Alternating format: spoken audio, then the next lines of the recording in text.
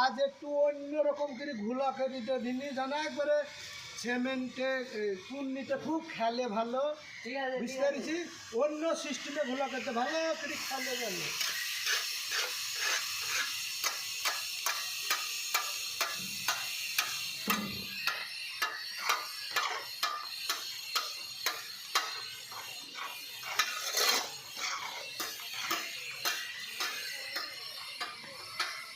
লাও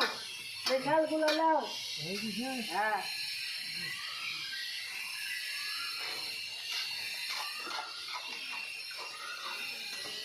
কি রে